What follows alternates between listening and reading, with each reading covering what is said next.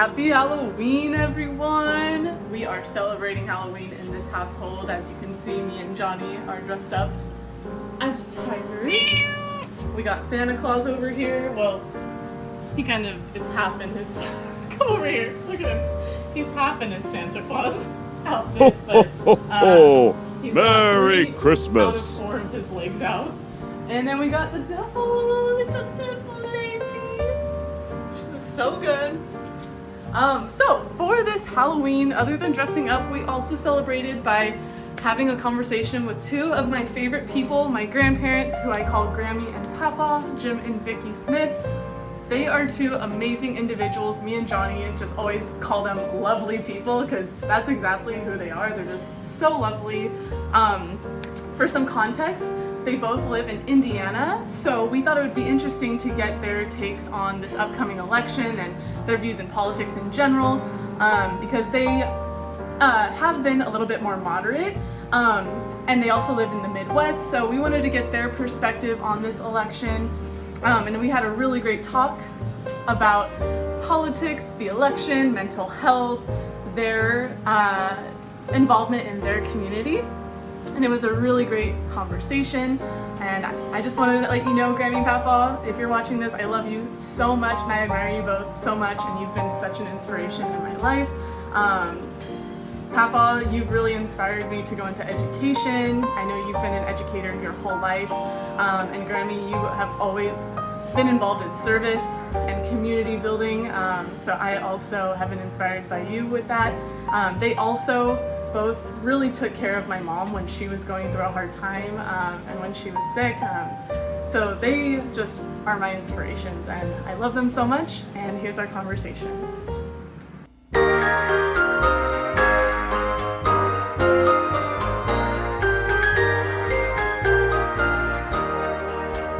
On the first day of voting, my country sent to me a pandemic and a quarantine. On the second day of voting, my country sent to me police brutality, a pandemic, and All right, awesome. Okay, so hello everyone. Today we have 2 people who are known to me as Grammy and Papaw, but are known to everyone else as Jim and Vicky Smith. They are my grandparents, and we're so excited to have you both on the show, because as you've probably seen on our videos, a lot of the times we have a lot of younger, like left-leaning people, and it'll be cool to hear from you guys who live in the Midwest and maybe have some different views. So the first question I wanted to ask you was, can you give people watching some background on where you live and what is it like living there, and what are some issues that people experience in where you live? You go ahead. Okay. Well, obviously it's Midwest, and it's very small town. The population of our town is only about 6,000, and our county is only about 32,000. So it's very small, very small, especially compared to where you live. And very rural. Lot of farming. But we also have things that although they aren't as I don't know how to say it exactly. They aren't at the same level as where you live, because you have lots of opportunities there for cultural kinds of things and so forth. Yeah. But we do also have some of that, and Chicago is only 3 hours away, and I would imagine that for you guys to go to a cultural event of some sort, you might drive for an hour or 2, and so that's not all that different in that regard. But the community is very conservative, and we've lived in Indiana all of our lives, and lived in small towns all of our lives. We've lived in 4 different small towns. The town we grew up in, then the first job I had, and we lived in a small town, and then when we lived here, we've lived here in 2 different stints. We lived here when I was working here the first time, and then we left for a job, and then 10 years later we retired and came back. And so, like I say, we've lived in small Indiana communities all of our lives. Indiana, as I'm sure you know, is a very conservative state, definitely a red state. They did the first time that Barack Obama ran, he won Indiana, but the second time he didn't. And so that, you know, but the demographics are changing somewhat. And, you know, I see, Grammy doesn't necessarily notice this, but I see more Biden signs in yards this time than I ever saw Clinton signs before. Now the Trump signs are definitely the majority, but I see more Biden signs.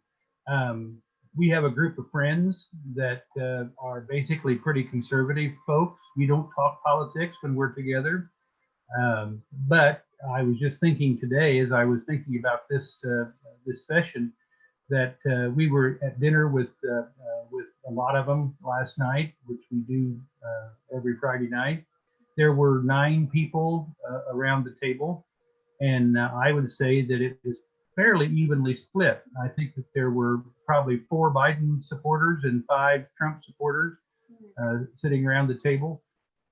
So that's not terrible. That's it's not what we'd like, but it's also not terrible. Thank goodness Indiana doesn't have a whole lot of electoral votes.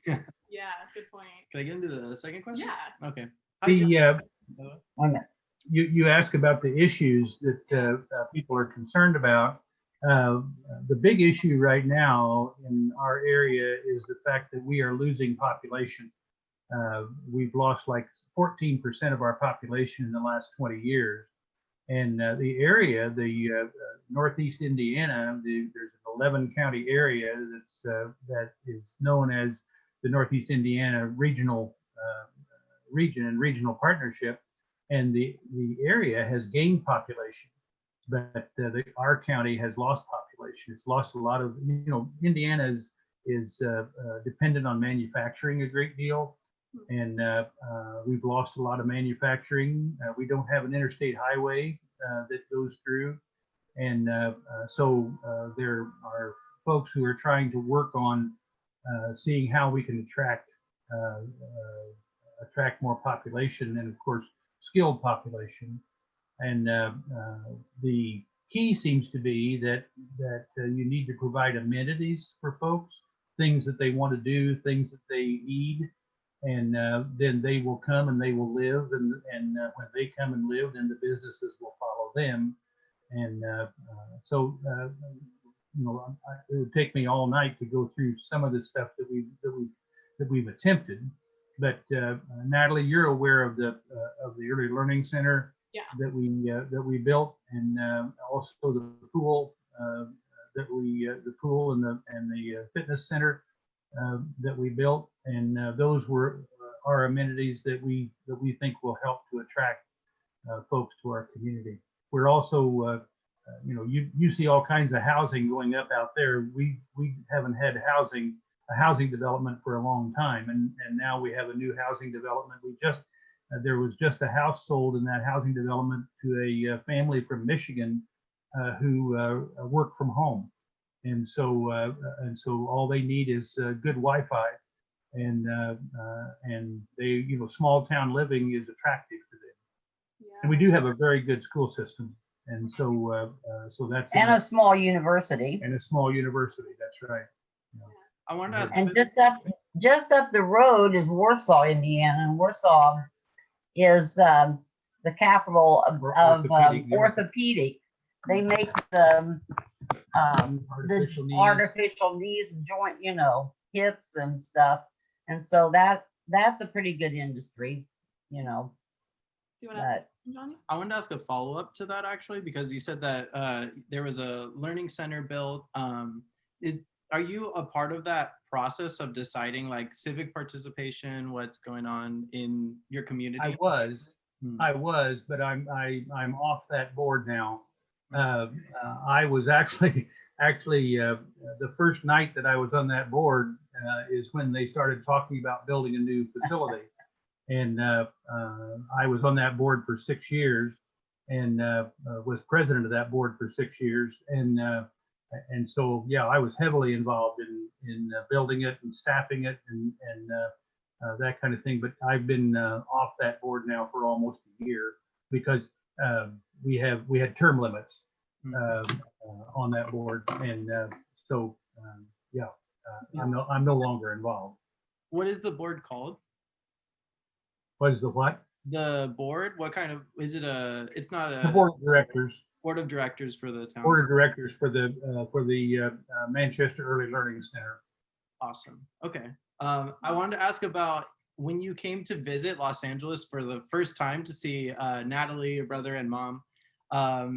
What was it like? Was it a shock to you to go from a small town to a huge city and see what it was like? Well, we've been in large cities, of course, before. Yeah. You know, we spent some time around Dallas and of course Chicago. And but one of the things that I do remember being surprised at was how friendly people were in an area that was so heavily populated, so densely populated. People were very friendly. Yeah, I don't think that we were shocked particularly. We were prepared for it, and like Grammy said, we had been to large cities before. You know, there's no large city like Los Angeles, Yeah, but, right. But we'd been to large cities before, and of course, you know, when you go to Redondo and you're just in Redondo, it doesn't seem like it's such a huge place. It doesn't seem like that it's as big as Los Angeles is. But you know, when we would go downtown and you know, take the freeway and so forth, we'd taken freeways in Dallas and so forth. So it was not a terrible shock, no. Very comparable to Dallas, because I don't know if you're familiar, but if you look at a map of Dallas, they've got a circle in the middle, then they've got another big circle, and that all that traffic, that's how everybody gets around. So getting in the right circle is a help. Yeah. We got to visit, huh? Yeah, we've never been. Yeah. And Papa, I also wanted to ask you, because you were a superintendent in Indiana, so I was wondering if you could speak to that and just talk about what was it like being a superintendent of a school district. Well, you got to understand that it was a progression for me. That wasn't my first job in education. I actually taught in the classroom for 10 years, and then was a kindergarten through 8th grade building principal for 7 years, and then was a high school principal for 6 years, and an assistant superintendent for 5 years, and then finally a superintendent for 10 years. I like to say that I'm a study in continuing education because I got a bachelor's degree in 1967, and then in 1977 I got a master's degree, and in 1987 I had to do another year to professionalize my administrative license, and so that was in 87, and then in 97 I got my what they call an educational specialist degree, which is right next to a PhD except for the dissertation. And so, you know, it was a natural progression in that sense, that you go from one thing to the next. And I think that there were a couple of things that entered into decisions to go on to the next level, and some of it was boredom. I know that at least Natalie, I haven't talked to Johnny about that, but at least Natalie's experiencing some of that. And some of it was boredom with where I was and what I was doing. Some of it was the fact that as you move up, then you have a wider sphere of influence. You can affect more change. You can affect more policy and that kind of thing. And I enjoyed the two jobs I enjoyed the most were the high school principal and the superintendency. and the superintendency. I did that for about 10 years, and it was a good experience. I'm not saying there weren't any rough patches, because there were. There were things that we needed to do that the community wasn't particularly. Not all the community was totally behind, but then when you do some things, and then a couple of years later, somebody who was really adamantly opposed to it comes up to you and says, that really worked. Then that means a great deal. And I had a lot of good support from that community and from the school board the school board members that I worked with over those years. A lot of really good support, and I think we made positive changes in personnel and administrative personnel, and also in programs, and so yeah, I feel really good about that. So Well, of course, he's too modest, but he has a good reputation around. I'm Just about every school he's ever been in, hated to lose him. I always tell Natalie, like, both Jim and Vicky are so lovely, like just very fun people. It's always a pleasure to talk with you two. I wanted to ask a bit about your political leanings, especially with this election. Natalie told me, and I'm fully aware that you two and please let me know if this is true. You would consider yourselves moderate Republicans? Would that be correct? Well, one of us might, and one of us might not. Yeah, we can figure that out. Yeah, definitely. And I think you can explain with this next question. How did you vote in the presidential election, and why? If you feel comfortable. Oh, of course. Yeah, go ahead. Well, I couldn't wait to vote, and I used to be a moderate, but not in. I mean, these last 4 years have been really, really difficult for me, and those years that we went through the election the last time were difficult, because I find it just incredible that people can. Well, I just anyway. Don't get her started. Yeah, right. I don't want to be careful that I don't go off. It really crushes me to think that our country is in a situation where someone like Donald Trump could be even thought of to be elected. I mean, he is, to me, not qualified at all in any way, shape, or form. And I can't wait until we have a change. I feel like that the Congress, our Congress is in terrible shape because of so much. We need so badly to get back to where we were at one time, where people could be cooperative, where they could make compromises, where they, put the country first, and not something weird that, I don't, The Tea Party was the beginning of it, and we saw that happening, and one of our very favorite lawmakers, Richard Lugar, who had been in Congress for a long time, was defeated by the Tea Party, and that was just the beginning. We could see it coming, and it hasn't been any more pleasant than we thought it was going to be. Could you actually explain what the Tea Party is for some of our viewers? Because our viewers are pretty young, and I feel like the Tea Party got started a little while ago now. If you could explain it. I'll let Papaw do that. The Tea Party was, and I think it's pretty well died out and been replaced by perhaps even more radical conservatives. But the Tea Party was a group of conservative congressmen, particularly House representatives, that won elections, and oh gosh, I'm trying to think of the guy's name.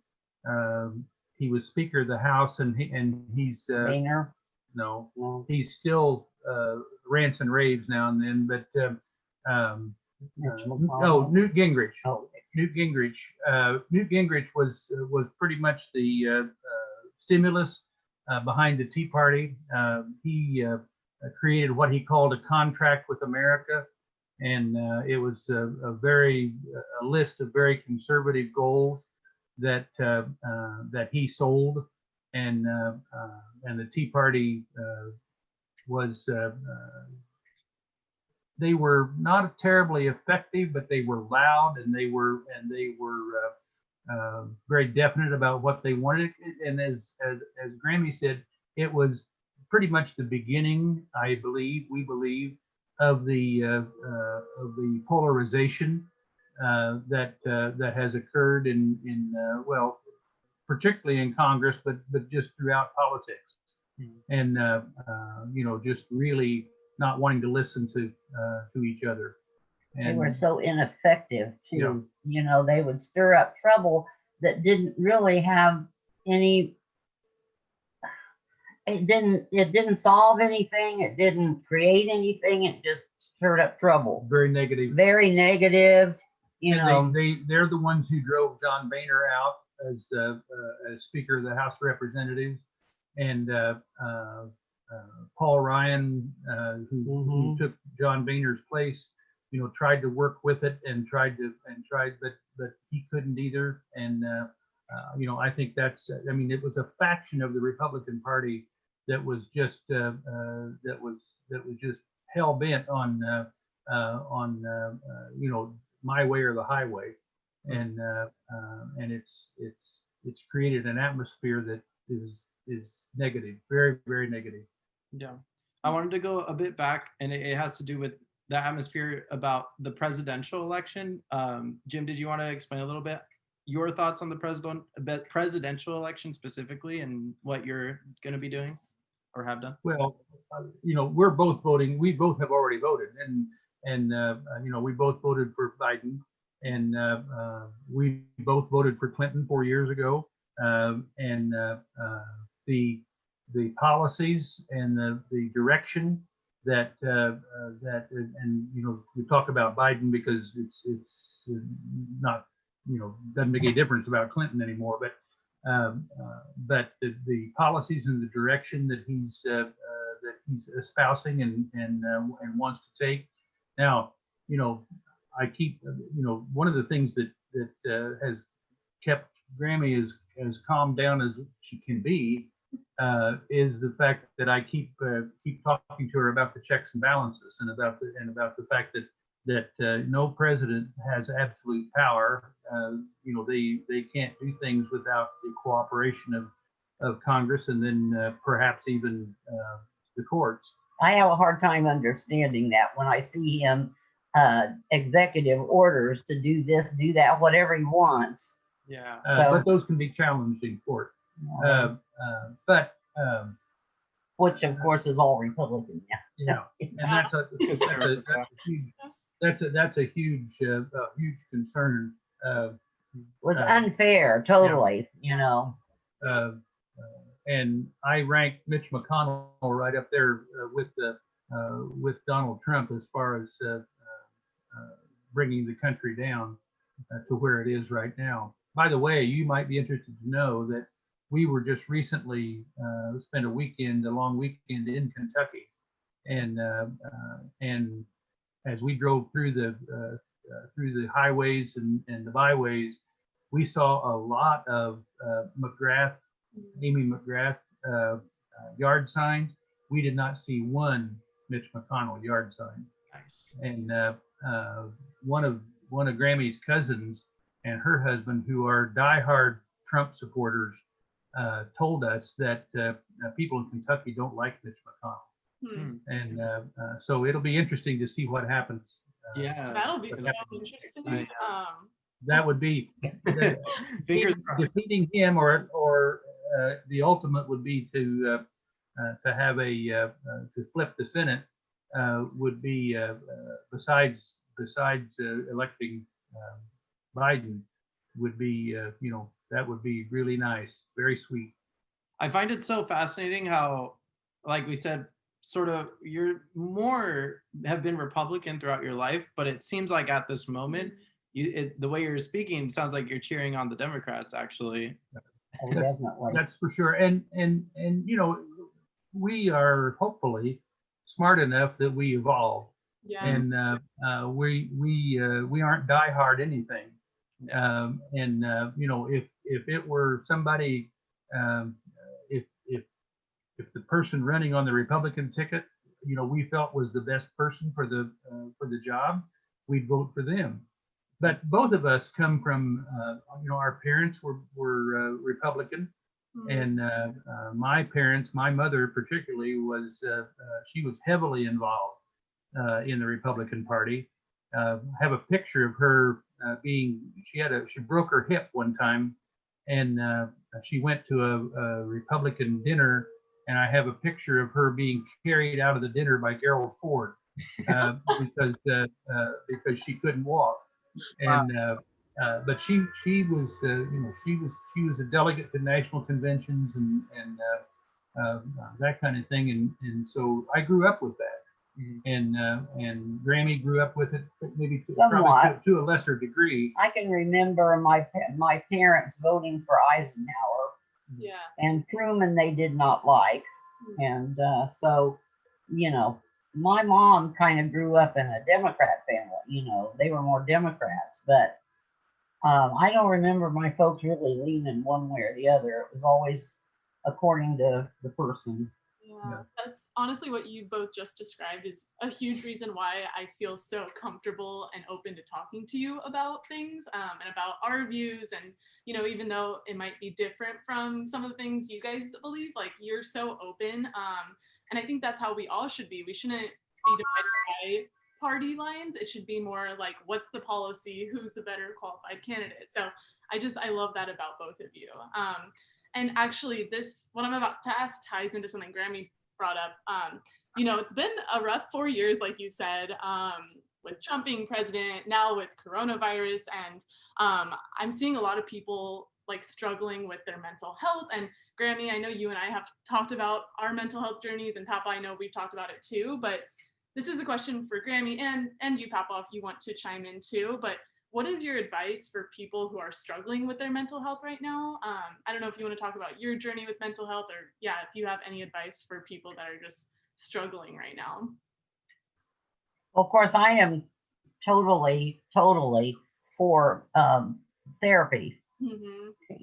Go talk to somebody, and but some people are just, I don't know what it is about therapy that scares people. I don't know whether they think they're going to be told that they ought to do this and they ought to do that and they don't want to, or what, but that's not how it works, and most of the time I always come away from a therapy session feeling like I've just had a good conversation with a good friend, because they don't judge, they don't sometimes they might not necessarily offer you advice, but they help you see things in a different light. And when you see things in a different light, sometimes your own mind changes.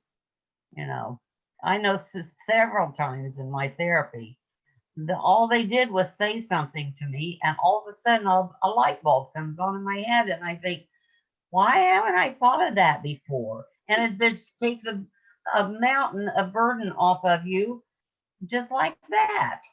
And so, and not only the therapy, but also the medication. Well, yes, I worked for a long time, hard with therapy, and was still struggling. And one of the therapists sent me to a psychiatrist who put me on some medication that I've been taking since 1995. And that's been a big help, because I was having struggles with chemical imbalance, and that medicine has helped tremendously. And I still have periods like that once in a while, but they don't stay around.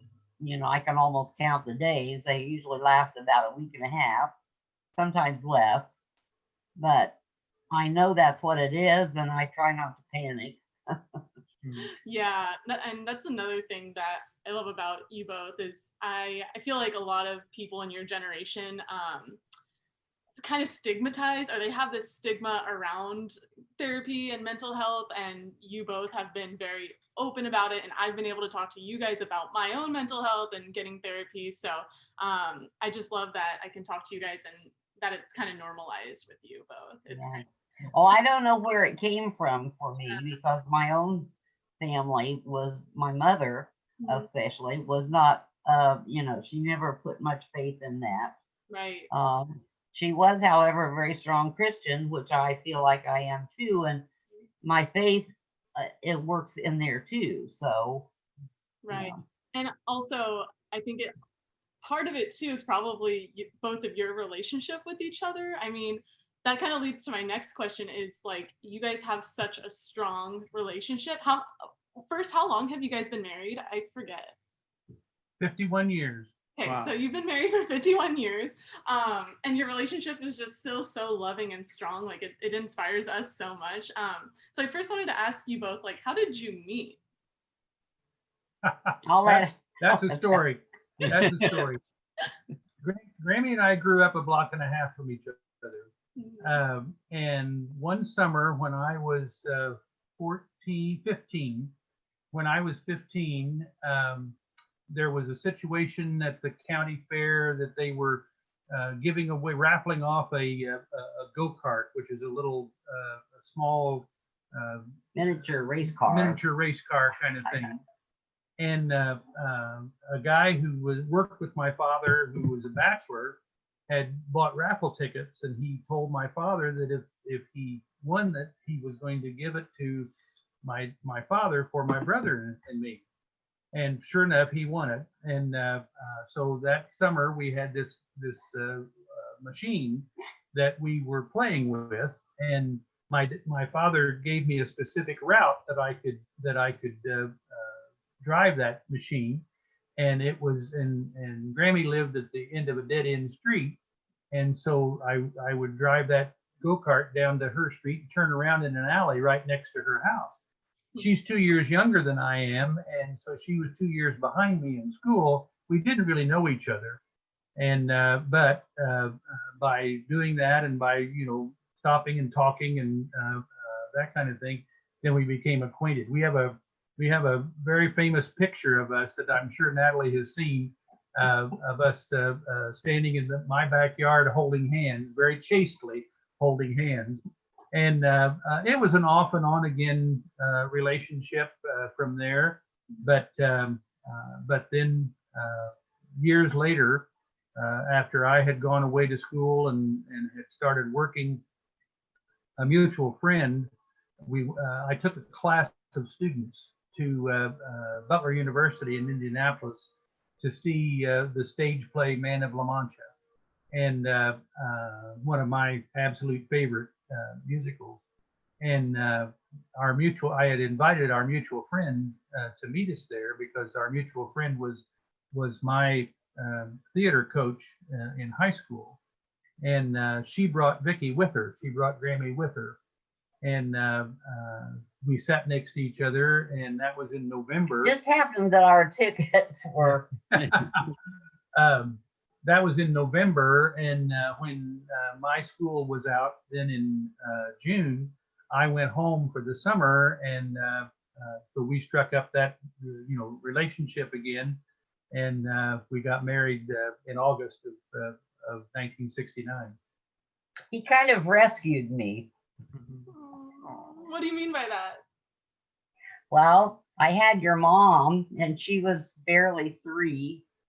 And I was on my own and scared to death, didn't have any education, had a job, but it wasn't anything that was gonna be able to, and plus the fact that, I was devastated over the divorce. And so he came along. He was a friend of mine and somebody I knew I could trust. And so he just kind of came in like slid right in there. Oh my goodness. Oh my gosh. But I always think about this though, poor Papaw. When we were in high school, the reason why we didn't probably get married to start with was I thought he was a nerd. He wasn't quite sexy enough for me. A lot of truth to that. Well, the other guy was pretty sexy, but he wasn't the character that Papaw is. Yeah. And I knew that probably at the time, but I was only 18, so Yeah. what can you expect? Well, I think nerds always win at the end of it. At the end of it all. I want to ask you. I mean, do you have any advice for young people like us, or maybe even younger, about, I guess, just life? Pretty broad, but is any advice of wisdom? Gosh, that's tough. Yeah. That's tough. I guess I would say you need to be very careful about commitments. And that's not just interpersonal commitments, but commitments, period. Be very careful about commitments, and don't just do things on a whim, but be careful and make sure that you're headed in the direction that you really want to go. Now, that doesn't mean that things can't change, and your priorities might change, but hopefully, if you really feel strongly about something and you commit to it, you can stick with it. Mm. Yeah. Careful I think consideration. character is so important. I think that's one of the things that Papaw and I both had before, our parents raised us in such a way that we had good character, we had good values, which I think is another thing that's helped our marriage, is the fact that we had the same values. And my parents raised me more with the religious side of things, which I'm always grateful for. And Papaw's parents weren't terribly religious, but his grandmother took him with her to church a lot, and so he got the influence of faith and religion too. So, and I depend on my faith a lot, to get through tough times. Definitely. Which we haven't had all that many. Yeah. No, we haven't. That's good. We haven't. Yeah. Yeah. Do you have any other questions, Johnny? I have so many questions, but I know we're running up the clock. Yeah. Anytime. Yeah. As you can tell, we're not shy. No. I guess just because, have you seen a huge change in American? I think you've talked about this a little bit, but the big changes in American society from when you were really young to now, are there any obviously there's probably huge changes, but what's really notable for both of you? I think society has changed tremendously, really. Yeah. And not, with every, I say once in a while that with every invention, just take television, and then take the internet, and so with every invention, there's a good side and a bad side.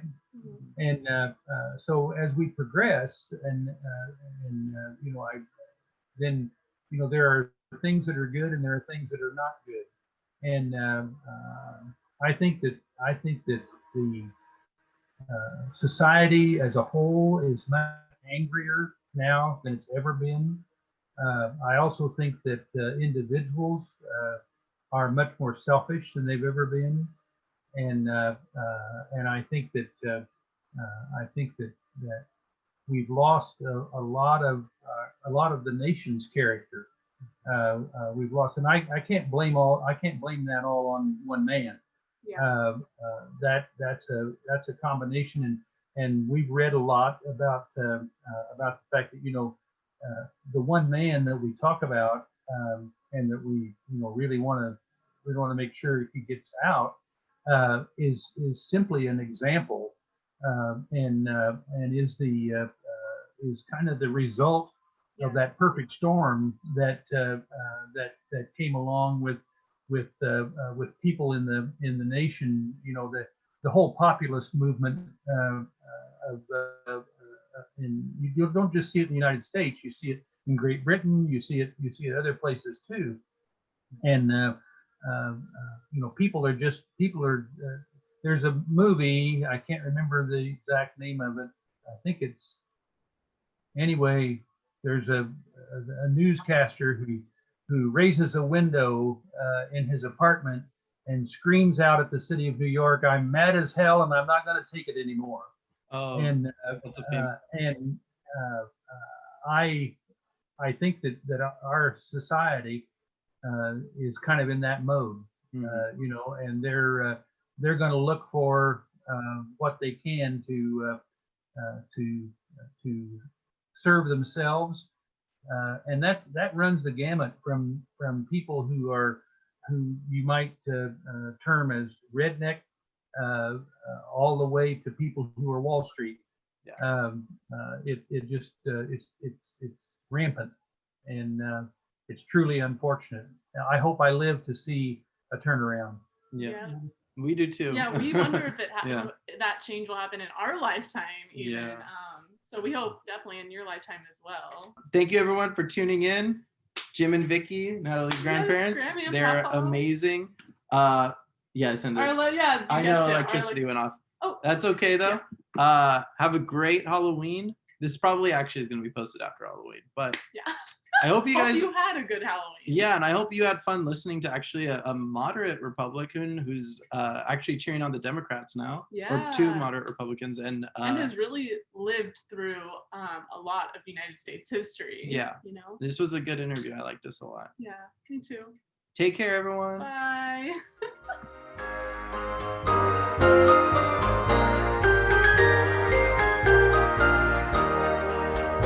On the first day of voting, My country sent to me a pandemic and a quarantine. On the second